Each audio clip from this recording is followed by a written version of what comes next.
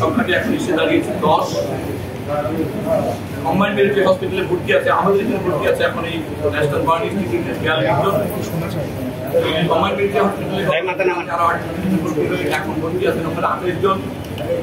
সেখানে সর্বমোট মৃতদেহ ছিল 15 জনের, এখানে কবিতা জেনারেল থেকে একজন, এবং আরেকটি দেহ নিয়ে যাওয়া হয়েছিল সেটাকে ওনারা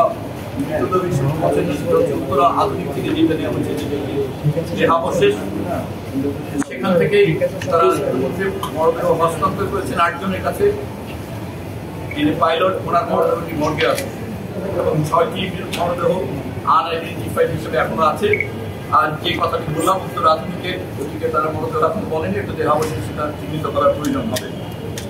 এছাড়া ঢাকা মেডিকেল কলেজে আমরা শুনছি গতকালকে একজন করেছে, সেখানে 3 জন এখন ভর্তি আছে, তার মধ্যে 2 জনই আইসিইউতে আছে। ইউনাইটেডের কথা আমরা গতকালকে বলতে পারি, ইউনাইটেডে আসলে একজন সেখানে গতকালকে একজনকে নেওয়া হয়েছিল এবং ওনাদের কাছে সেটা ব্রডব্যান্ড মানে মৃত অবস্থায় ইউনাইটেড হসপিটালে নেওয়া হয়েছিল।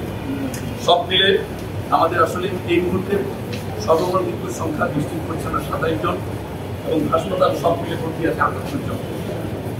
এবং এর মধ্যে আমাদের এই হাসপাতালে যারা ভর্তি আছে তার মধ্যে বেশ কয়েকজন আইসিইউতে আছে।